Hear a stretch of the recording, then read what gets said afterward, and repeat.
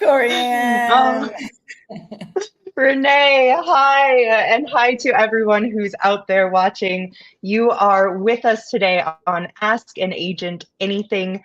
Our main goal here is to continue to bridge the gap between what it means to be an amazing realtor out there and what it means to be an awesome investor, and how our worlds can work together to move forward. We also open it up to truly talk about anything. Renee and I would be on the phone any given day, talking and chatting and building each other up and building up our businesses. And so we like bringing that to you guys live as well. Hi, Renee. I'm so glad you're back. Hi. I did take a little break for myself, and I love the intro that you just shared because, this business is can be all consuming, right? So we are calling it Ask the Agent Anything, and we really mean anything. And it's like all equities of our lives. It's not just ask the agent about real estate. So yes, I took a little bit of a break for myself, and it was epic. It's so epic that I turned my CRM off and didn't get any incoming. Yeah, I turned it off.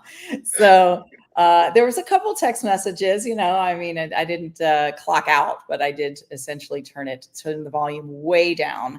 And that started on a Thursday and ended on a Monday morning. So it was brilliant, absolutely brilliant. And can I brag a little bit about how it started? Please. Oh my gosh. I mean, I think anybody is like, we don't take breaks all the way from Thursday to Monday, but they're needed. They are the like reset and the energy. So let us vicariously live through you. Tell us. Well, for the audience that doesn't know yet, I live in the city of Angels, so Los Angeles, and major metropolitan city. I believe we are the second largest city in the country. I think it's New York, LA, Chicago. So lots happening here. And unbeknownst to me, I should know this, but I ended up being a tourist in my own town. And Sunday night were the Oscars. And so, not only all the awards, season, which is the beginning part of the year here in LA proper, but man, Oscars is like the piece de resistance, and that always ends up on a Sunday. And it is like a flurry of activity. It's a who's who in the zoo. I mean, I saw more people that I recognized all weekend because I ended up staying in a hotel. So it was kind of like a vacation within my own town. And that was fun. It's fun to, people come from all over the world. And I think the Oscars is definitely one of the most watched shows of the year. And, we were ground zero of it. So it was really lovely. But where it started was on a Thursday, which is the Queen herself, Madonna. So I had been asked to go to the show, and it was incredible. We had phenomenal seats, floor seats. I think she was 5 nights in LA. I ended up going to the Oscars herself, or at least an Oscar party. I did see that on her Instagram. So she timed it perfectly for herself. But I am of the age where I grew up with Madonna and remember buying her first album on vinyl with my entrepreneurial money and played it till the grooves ran thin.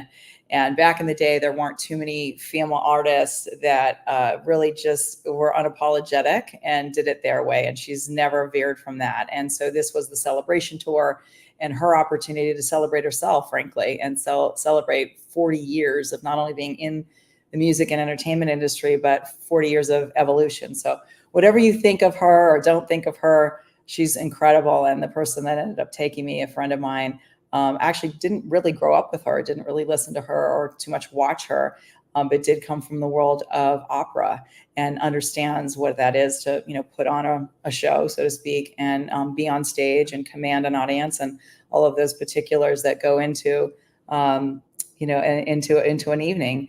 And I'm telling you, she's still innovating herself. And my friend was like, oh my God, I have a newfound respect for this person. So it was fun to actually go with somebody who didn't have the same background as I did and vicariously live it through me and then newly discover her as an artist. So we had a lot to debrief on, but I didn't sit down for 2.5 hours, danced the night away.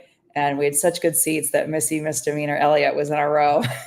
So it was unbelievable. I just can't. That was Thursday. I can't with that.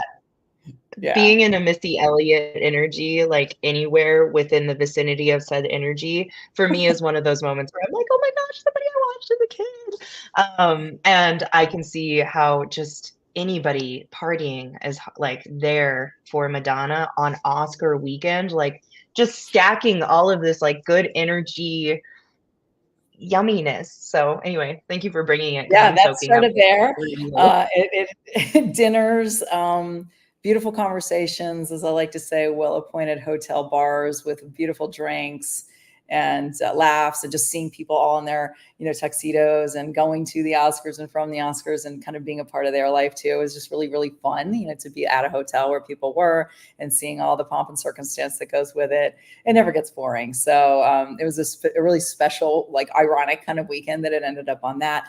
But yeah, it ended up with a basketball game with the Lakers. So got to see the King James himself, LeBron James. I don't know how much longer he's going to be playing, but Davis and James, and it's a new era of the Lakers in their house. So it was just spectacular. I have bags on my bags, but this is what we do, right? We make good money. We create amazing relationships. And we go out and we have some fun. And that's the part of, I think, being an agent or being in the real estate business, that we have to remember that, why we do this. So sometimes it's for our kids, sometimes it's for our parents, sometimes it's for our family. And ultimately, don't forget about yourself. And I think this was a weekend to celebrate self, from two people that really just enjoyed themselves. And it was just, money, to make money is not a bad thing. And money is an energy. And to be able to really focus on that and hone in on that and respect money and respect its energy, that this is some of the goodness that you get to explore and frankly just buy. Money does buy things outside of being philanthropic and all the good things. But at the end of the day, it's like, go out, have some fun, celebrate yourself, and do it with people that are on the same page with you. There isn't a level of expectation, but a level of just respect and fun and joy for the process. And ultimately that was two people, myself and my other friend, that did that. It was just spectacular. So thanks for letting me ramble on, but I'm back kind of from a weekend of that. Yeah. Well, I want to appreciate that you're bringing us that energy, because I mean, anytime that you are filled with joy and gratitude and high vibes, like sharing them with your friends, like, thank you. I just feel grateful to have that. And then on top of that, you're bringing such an important subject, which is that we actually take time to enjoy why we put in energy and effort. And this is something for me that is actually been kind of the word of the month, if you will, and that's being able to receive. Because I am more than happy to be out there and be loud and to give and to grind my way to money. But I've been trying to lean more and more towards receiving and opening myself up to get as much energy as I'm willing to give.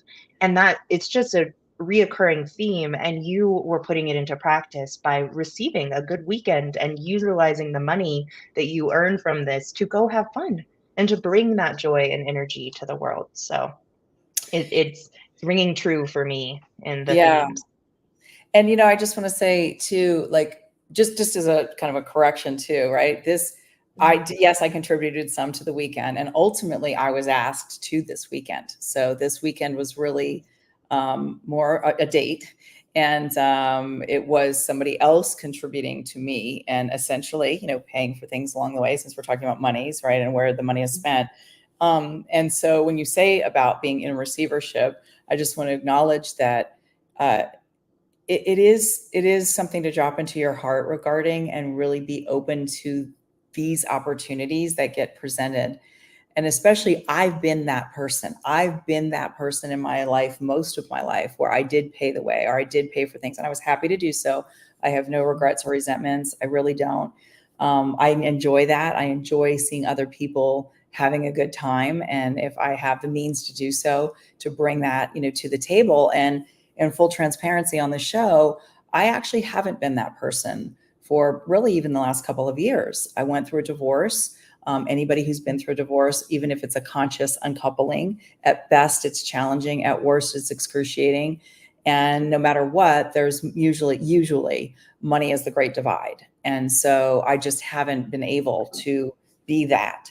And, this person who decided to take me on a date for 3 or 4 days knew that, and wasn't trying to save me, or wasn't trying to, do anything other than be a friend. And because the means to do so was available for them, they had an opportunity to contribute to me. So because you brought it up in that context, at its crux, I think what's so important about our own mental health is to not be in a space of guilt, or to not be in a space of, kowtowing or placating or any of those things, to like, ooh, if the internal voice could talk, it'd be like, ooh, I don't know if I want to do this, even though all of this goodness is around me. Is to be present to the opportunity that somebody else does want to give. And it is a reciprocal dance, whatever that is. It could be as simple as an ice cream cone exchange, right? I just happen to have an epic weekend.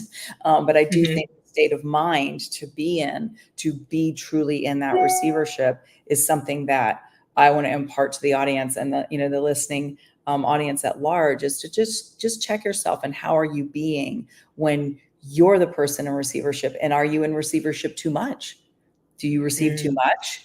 Do you give too little? Do you give too much? Do you receive too little? And let that be, a topic of this conversation that ripples out through the week, until next Tuesday, because it's so important to be present and enjoy those moments.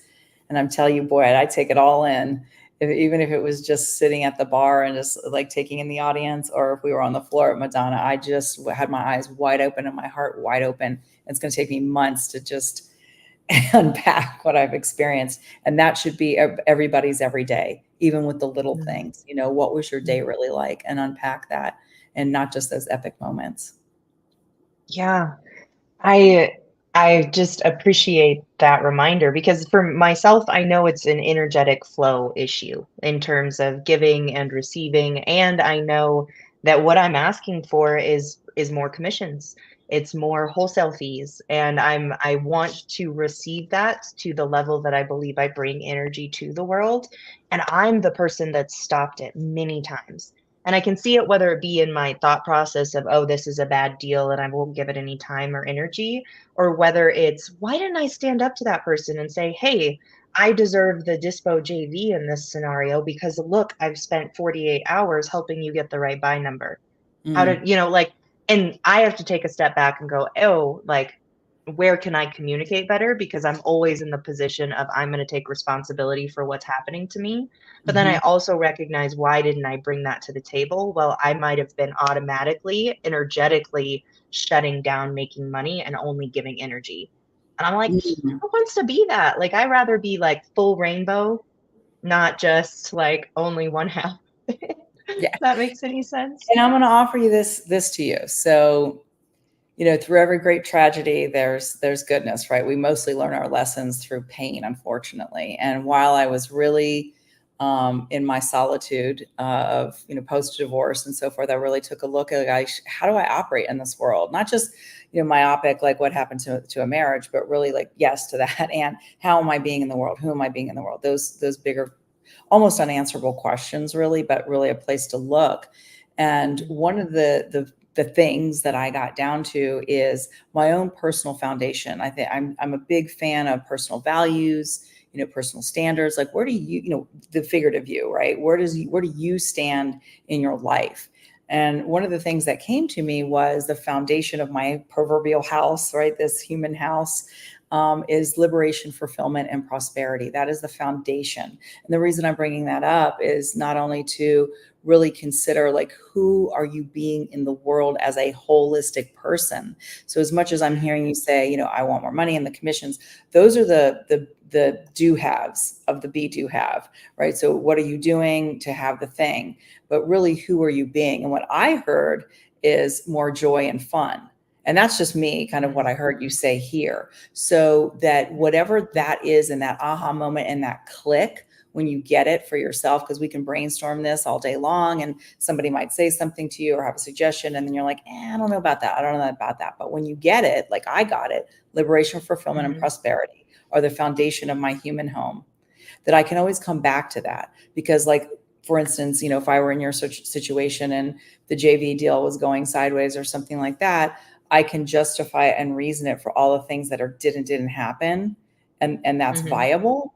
But it's in those quiet moments when you're home by yourself and you might be like beating yourself up, or I shoulda, coulda, wouldas. It's like, wait a minute, what am I committed to? And I'm committed to that liberation, fulfillment, and prosperity and all equities of my life, along with fun and joy while I'm actually doing it. So nobody wants to be arduous about it. So, consider that for yourself, right? Like taking that scenario and that story, but then where is the emotional, leakage in the rest of your life? Because so goes one area of your life, so goes the other areas of your life. And just, it's a constant look. It's a constant, oh, what, how did this go? How did that go? An assessment, and with grace, assessing with grace, so you can course correct your own life. Yeah. Thank you. I've been more intentional about journaling as I notice things that happen throughout my day, or if something went sideways, I'm taking more note of that. I feel like I've pulled out as many flashlights as I can, and I'm just restocking the batteries and trying to look in all of the spooky areas as to, why is that happening? And a lot of meditation has been a part of that as well. And I can see, even in the last week and a half, a difference in the way that I do approach my lists of properties and my conversations. And I think I'm shifting something there, but I'm still on the path. Newsflash, there's no top to the mountain, because it's not one mountain, right? It's just different levels. And then you go, oh, and there's another one. Oh, there's another one. And when I really got that for myself, it's not like I know anything really, but when I really feel like I had a command of sorts, some, an understanding, a peripheral understanding of what that could be for me, I tell you, there was a lot of relief, because it's like, you just can't be everything to all people.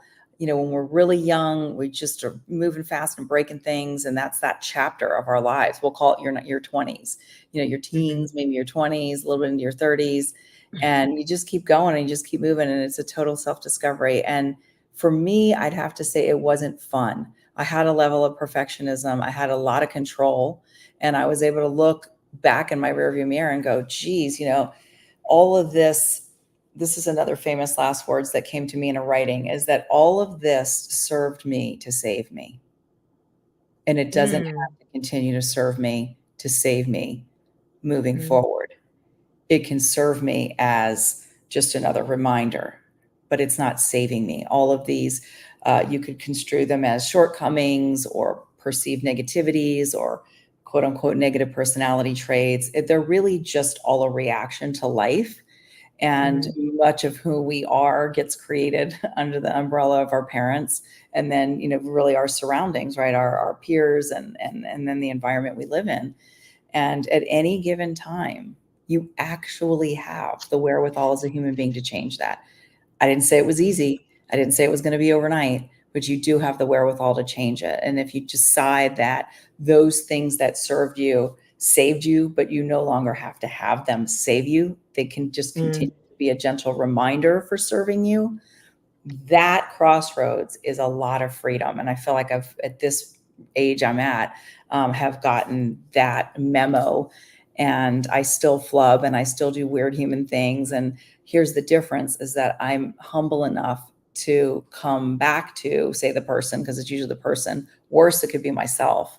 And at least forgive myself, like you so beautifully said, journal or meditate, and just to sort of get it out in a mode. And maybe you have that one friend or even a therapist, and you just go down that road and you say, okay, this is what happened. This is this is how I'd like to course correct it, instead of, berating or barraging yourself for something that didn't go right. Because guess what? We all are human. And if you're hanging around people that don't really give you an opportunity to be human, that's another conversation for another day. But you got to give people some space, because we don't come with a manual, or we're all out here trying to figure it out, So for that, I have a lot of space. For people who do nasty things and don't say, I'm sorry, that's a lot more challenging. You don't always get a second or third chance at that. But, that goes along with your own personal standards. How much are you going to take? How much are you going to take? Yeah. So this is what we get to learn. And in this scenario, like I no harm was done to me. I've got a lot of different deals on the board, which is beautiful. I just also recognize, I'm like, that was right on the edge of potentially disrespecting me. But that's okay, because I could have communicated better to make sure that if you did happen to do this right on the edge of disrespecting me, it was blatant. And in this scenario, I was like, oh, I could have made it better so that it would have been completely blatant if that were the case. And then I can go, okay, thank you for showing me your true colors in that scenario. And I will continue moving forward, knowing that you will disrespect the boundaries that I've placed on my business. And that's what I'm learning is I've learning how to put boundaries on my life, on my home, on my space, and more importantly, I think on my business and on my time, which does Mm. generate my income. And that's the place in the cycle where I'm like, ooh, okay, let's dial and shift this a little bit.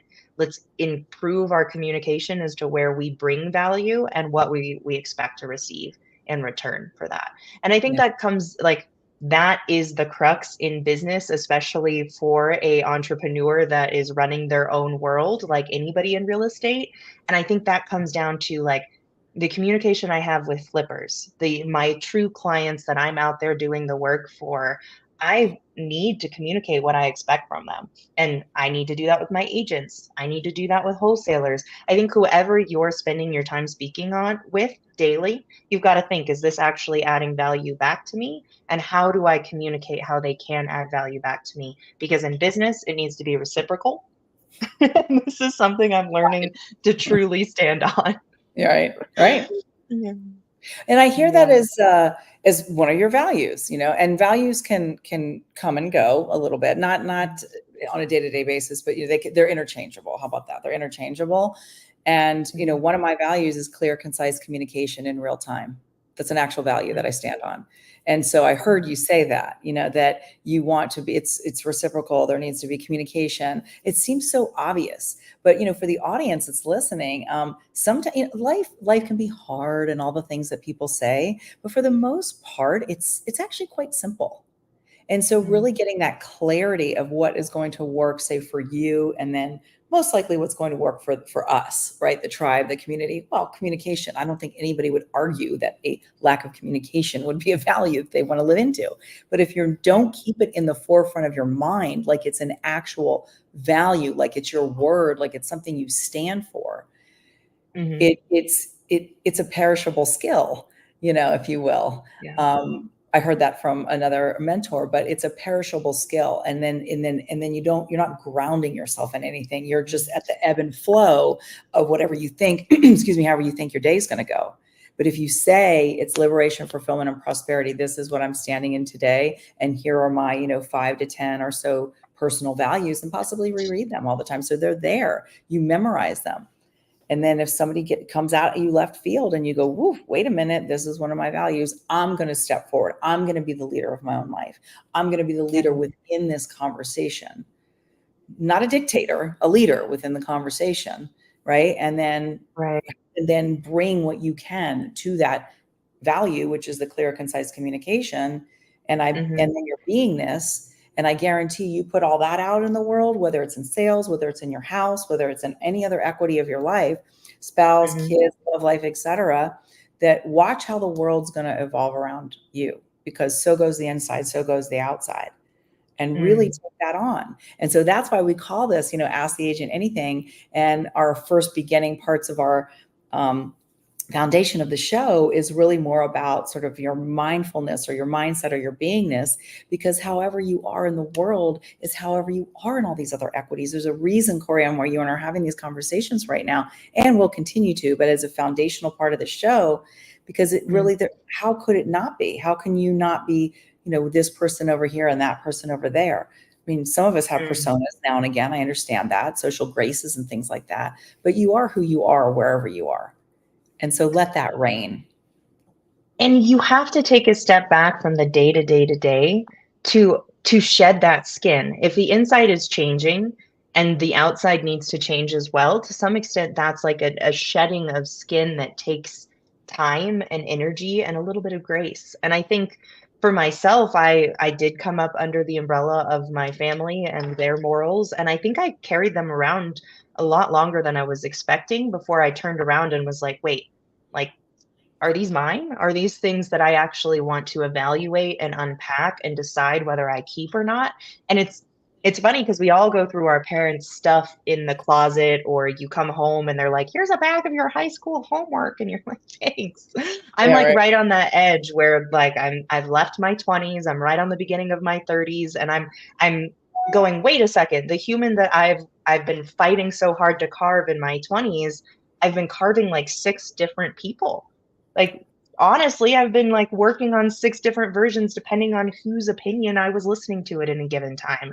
And now I'm in a place of going, okay, we've got to strip the skin and say, what are my true priorities and what do I carry into my future as I start to think about having a family, as I start to think about being the head of a family.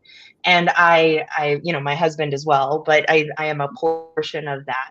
And yeah, I'm recognizing the importance for taking that time to go, whose values are these? I can see the ones written around my Christian school lunchroom where they, put all of the Bible verses and all of the values that I need to hold, but I am not all of those things at any given time. So what are the ones that I actually believe in and hang on? And asking other people, like, what values do you see me holding most inherent? And I had a hard conversation with the love of my life husband when I ended up asking a question similar to this.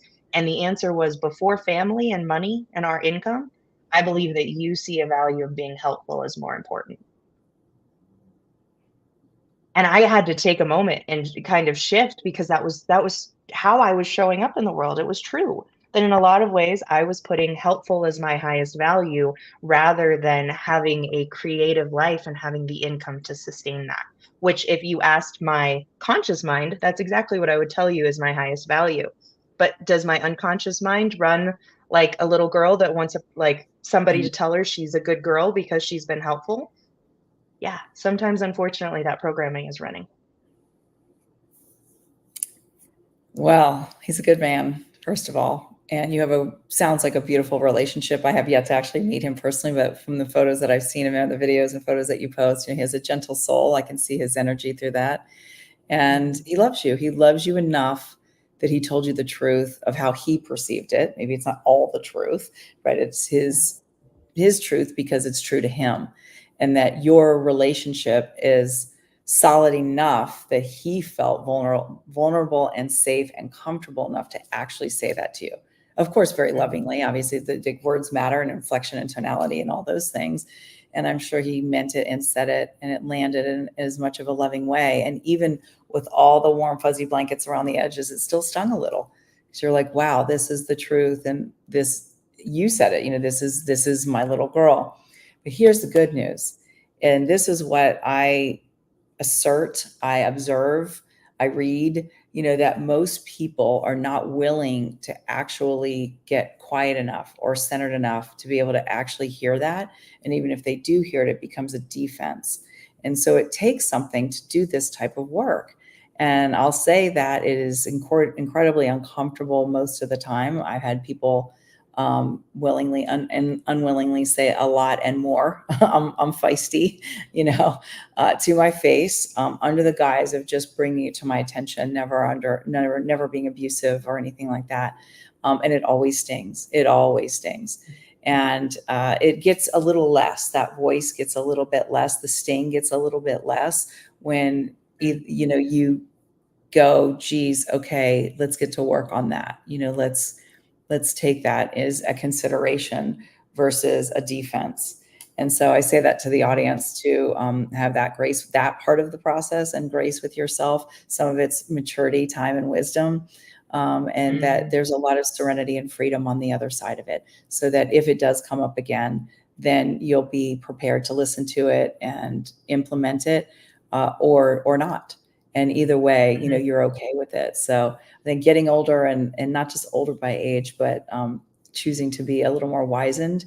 The funny thing about it is that feedback becomes less and less because you really become more settled in yourself.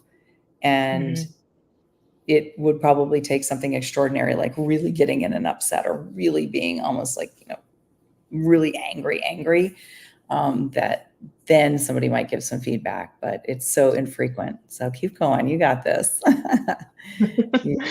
Thank you. And I only share it also vulnerably to go through it with everybody else, because I know I am not the only other one that is out there shedding skin and looking at the hard stuff. Because I think one of the big things to remind our audience, remind myself daily, is that many of the conversations I have, the only resistance in those conversations is the resistance I bring to it.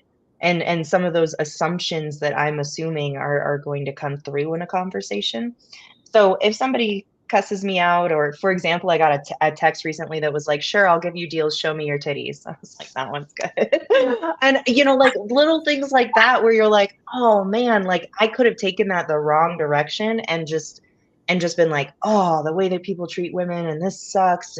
And sure, but that's also my own resistance I'm bringing to the table, and I think in a lot of ways, it's about learning to have flow throughout the day, even when you're ugly, even when somebody else is ugly, we don't absorb that energy and claim it Yeah. as our own. Yeah. That leads me into sort of another, what do you do for yourself for self-care? So I'll just interject my little, what do I do's? For me, it's always a Please. walk. I'm a walker. Don't like Mm, running, not really a gym person. So whatever it is for the audience that's listening, you'll know as soon as we've said this, what is that for you? And then implement it on the daily. I do think I'm of the opinion that there needs to be movement involved. So I'm purposely saying, well, it's not just the meditation, even though that's more part of my morning routine. I mean, I do mm, have mindfulness throughout the day, but I'd say I bookend my day. I really have a morning meditation that I just get quiet. And, but in the day, I have to walk. I have to get outside of where, we all work. I work from home. This is my computer right here. I'm looking outside, but I'm not actually outside. So for me, mm, that is what it is. So I walk about 5 miles a day. And in that time, I still might be making some calls, like work calls or return calls, or, do two things at once. But then for the majority of that time, it really is a me time. And that mm, is the shift. So anyhow, it doesn't sound like a lot, but like find that for yourself and then do it. Even if you have to put it in the calendar, just do it. And the work will always get done because you come first. It's like, if you're not happy, or if you have kids, if mom's not happy first, then it's just the whole household is going to go sideways. But especially if you're single, like I am now, again, that, if mhm, I don't do it for me, to me, and for me, then essentially no one's taking care of me. And so I need mhm, to do that for myself, because I'm a classic entrepreneur. I definitely have been more of a workaholic in my life, like almost by definition. And that's why I also have to go for the walk, because it'll break things up. I mean, there's always more in the inbox. I could work 25 hours a day. I could, yeah, but I choose not yeah, to, because it's not healthy. So that's a mm, side note a little bit, but yeah, for the audience to stay in that connect, stay in that self-care. It's a part of it. mhm. Definitely. Yeah. I'm so glad you bring this up, because the boundaries that I'm talking about needing to add, I have to add for myself and actually keep myself accountable for. And those are times like closing my computer at 7 or latest 8 at least, like things like that that I'm learning how to set and kind of shifting my schedule so that I can be somebody consistent for myself as to when I'm around to even take care of myself. Mm. Um, and man, I recognize how consistency breeds trust, and that trust is oh, you and I could go off on this, but I'm Mhm. learning how to trust myself, and I mess up. Like often I will tell myself I will do something and then I don't, or I do it half-assed. Excuse my language, but it's true. And sometimes it needs to be a 5-mile walk and not just a walk around the house. Listen, I'm I'm doing it speaking to today. Here's myself. here's a confessional. I'm doing it today. So I'm off of this epic weekend. Yesterday I was on fumes. I was so tired, from just having it be so fun and elated, and the heavier meals and some of the drinks that I don't always have, so my body was like, what's going on? And sleep deprived, and I wouldn't change a thing, but there I was, on Monday. And I knew I was going to basically take off Monday. I had to do some really important work and answer a few emails, but essentially I didn't like work the day. And here it is, 1:30 my time. And I honestly, if I really call one on myself, that I haven't done a damn thing. And Mm, so I'm going to go into berating myself. And then I bring it back. And then I say, all right, well, it is only 1:30. How is the rest of this day going to go? And can I quote unquote, hit my numbers, mm, to have it be a consistent day? And I actually believe I can. So I'm going to just go mm, with that glass half full, not to be Pollyanna, not to just be positive, oh, okay, yeah, this is going to happen. But like, yeah, I actually have enough hours in the day. And if I just get diligent and focused, let's go. So that's the other slippery slope as us human beings. It's like, well, if it didn't happen in the time frame I thought it should have happened, that it is actually designated to in my calendar, is the rest of the day just going to go to hell because now my ego has a takeover and I really ultimately just want to go outside and play anyhow. And this is my escape. Yeah. This is my out, so this is where when no one's looking, do the work. When no one's looking, just do it, be in integrity, do what you said you were going to do when you were going to do it, and to the best of your ability. And at least that in and of itself, you showed up for yourself. So whether that's for me right now, prospecting and, really actually working, or going outside for the walk or whatever needs to get done. So that was a little bit like, airy fairy answer, but I just wanted to address that because here we are in real time. I'm having a real moment. Like I'm not having the most productive day, and I can't really afford not to have productive days outside of the ones that I designated to have as the kind of quote unquote non-productive. It's seeping into the productive days. So yeah, it's just catching yourself. And this conversation is reminding me of that, to have some grace and just get back on the horse and go. Like stop having a pity party for myself or berating myself about it. Just go, and it'll work itself out. And that's the beingness, that's the commitment. That's the beingness. And, for all I know, there's two or more, 3 contracts waiting for me at the end of that rainbow instead of clocking out and doing nothing all day. So I just want to bring some like real talk to this conversation, real time, real talk. Yeah. No, that's great. 'Cause it's so, I mean, the opportunity to berate yourself to the point of wanting to just go lay on the couch and forget that today was a work day for you. I've been there. And then also the reminder that you can reset, refocus, re-show up, and still hit your KPIs today. Yeah, you can. Absolutely. And so, yeah, I think that's what we're up to. That's amazing. I love it. When you do arrive back, is there anything that like you do specifically to help you click into work? I know you've already shared that today has been a struggle. Do you have anything that can help with that, or anything you've practiced before? I would this is the thing. This morning, was I got a plater. I was still tired and I slept and I basically overslept. So it's kind of like, the day. I think for today, or the morning, I should say, not the day, the morning. So to answer your question, we're going to do this. We're going to film this. And then I am actually going to go outside. I may not take like my full blown, 5-mile walk or whatever, but I'm going to reset, go outside, because you and I are in a mentorship program that has a longer call starting in the evening. So I know that, and I'll be on the call, but I'll also be working, like passively listening to the call, but I need to be present for the call. So knowing that, I think I'm going to go and take the break now. And then I'm just going to come back at probably within an hour, realistically, let's just say. So at 3:00. And then that's it. From 3 to 7, like you said, 3 to 6, 3 to 7. You can get a lot of work done when you're ridiculously committed and focused in 3 or 4 hours. And it could even go till 8, you know what I mean? But yeah, I'll hang it up between 7 and 8. And then that's a half day, but I will work like I'm working the whole day. I'm lucky if I'll take a tea break in that 3 hours. Really, I mean that. Like, you got to get focused, get committed, do the thing.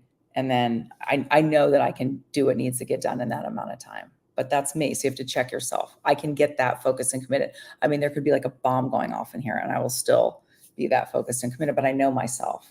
So if you're not that person, then do it in the 5 or 6 hours and take a couple of breaks. So that's kind of a hardcore answer because I just know me, but I'm about to take a break now instead of, forging on and then knowing that break will refresh me. And then I can just go hard for 3 or 4 hours and be done. No, I love that. I think I function very similarly, where like right before this call, actually, similar thing where I was like, okay, I need to be able to show up. And I just went outside and took my shoes off and did a little walk around dance for a minute. And it wasn't quite, a walk, but that's fine. At least got me outside and in some sunshine, and then right back in here. And those kinds of allowances for breaks with intention. I think there's the breaks that have no intention, and then the breaks that do have intention that only flow into bringing more focus into your business, into your CRM. And intention has been another word. Receiving has been a word for me recently, but intention has been a big one. And how, Like I tell myself I need to focus, but when I tell myself I need to focus on my business, like it's huge. Like I could go a bunch of different directions when it comes to that. And so more and more I'm having the intention, well, the next 30 minutes, this is the thing that is absolutely most important and closest for me to, Mhm. accomplishing the main goal. So, um, I love little that for things. you. And listen, audience, you know what? I'm not the biggest sports person, but I do make a lot of sports analogies. And here's the real truth is that games are won in the fourth quarter. So if you Mhm. break down your day as such, again, I'm just using this as an analogy, like a verbal analogy, is that if like my morning was like the first, second, and darn near almost third quarter, right? Like, oh my God, I'm down by 40 points. How is this going to go? And then it's like, well, we still have a fourth quarter to go. And games are won in the Yeah. fourth quarter.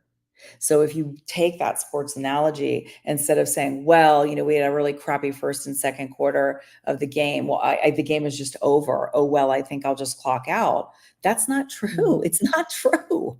So treat your, let's call it the work life for the audience who's listening. They're mostly in real estate. So let's say that your work day, if that consists of, prospecting and then admin stuff or submitting offers, and then follow up phone calls, to maybe you do have to go hardcore and break it down in a 3-hour period. And how's that going to go? But you can actually get it done. Do not sit on your couch all day and say, well, my morning was crap, so the rest of the day is going to be crap. You haven't won the game. You haven't won your Mm. day. There's still another Yeah. 2 proverbial quarters, if you will, to be had to where you can actually win the day or win your own game of Mm. life, we'll call it. So I wanted to put that out there because I often think of that analogy myself. I've watched some phenomenal, Super Bowls where I think it was the Patriots about 3 or 4 years ago. They were down like 40 points. And they came back and they stinking won the game. I mean, it's one of the biggest comebacks ever. And they won the game basically in the fourth quarter. Yeah. So Mm. anyway, Mhm. just know that you guys out there, like if you ever have kind of a day like I'm having, or not, or you're just like sitting around and you can't get focused, then think of it in that context and just pick yourself up with the bootstraps and do what you say you were going to do. Finish the clock is running, like finish the clock, finish the game. Yeah. And because Yeah. we are not actually on a team, most of us, either you're the team lead and the team is looking at you. It's like you're the coach of your own life. You're the one that has Mm. to show up. So whether you have a team or Really. whether you do not have a team, you're the leader of your own life. You're the leader of your own business, and let Mhm. that reign, for you. So just like I'm actually getting encouraged for myself, like I'm going to go out and take a break. We're at halftime. Yeah. I'm going to come back and I'm Yeah. going to do the third and fourth quarter of this day and I'm going to win the day. And that's who I'm going to be in the day. Oh, okay. I love that, and I think it's really a good place to end today. It's gonna be a Yeah. little bit shorter for everyone, but I do think we've laid out a few things to really think about and bring to the table when it comes to mindset in your business. And this week, we've got a really fun guest coming to join us on Thursday. Do you mind telling everybody, just a little bit about her and how we can Yeah. get excited for her on Thursday? She is a fellow, wants to be in real estate flipper. And she and her mother had completed their first flip here in Southern California. And unfortunately, I say fortunately because I know she learned a lot. We all got to take one for our own team, whether it's our first flip or our 100th flip. And unfortunately, she had a lot of people take advantage of her. And I just knew with my skills that I could help her. And I will let her tell the story. I won't do a spoiler alert, but I tremendously helped her and her mother through this transaction. We successfully actually closed. So when you actually close the deal and the file is closed at escrow, it's a done deal. No longer is her name on the deed. Closed. Happy buyer. And there's a twist to the story where if it wasn't for my experience as an agent that for certain, no matter what, even though I would have helped her, she still would have brought a check to the closing table. But I'm patting myself on the back that was not the case and was able to put money in her pocket. And it was kind of a good deed. I was called to do it. So yeah, I'll let her tell the story. But, guys, tune in because it's going to be a very powerful story of sort of what not to do, what to learn, how to balance life, and really how to be in this game, especially if you want to be a flipper, especially if you want to be a female flipper because there's a lot that she can Mm. share about that part of it too. It's a little bit of a boys game. So she's got a lot to say. It's going to be fun. I'm looking forward to it. And to anybody who is just like, hey, I want to join all the time and ask more questions, just note that you can always put us right on your calendar on Tuesdays at 2 MST or 1 PST. And we'd love to see you here engaging with us more and asking questions that we can answer, because really this is, yeah, it's a heart project. It's something that we both love to do, is spend time in each other's presence. For what you saw today, hey, here's what's going on in my life. Here's some themes, and kind of bouncing off of each other to have better businesses. And with that, I say we leave today and go pick up on the fourth quarter. Make Let's some do it. food. I love that. I know I'm going to go outside for my halftime Super Bowl break, and then I'm going to come back in the third and fourth quarter, and I'm going to win the day. So Corey, I love you. Thank you, audience, for being here. More to come. And yeah, make sure to check in Teal and her story this Thursday. See you then. Bye, guys. You will. Bye.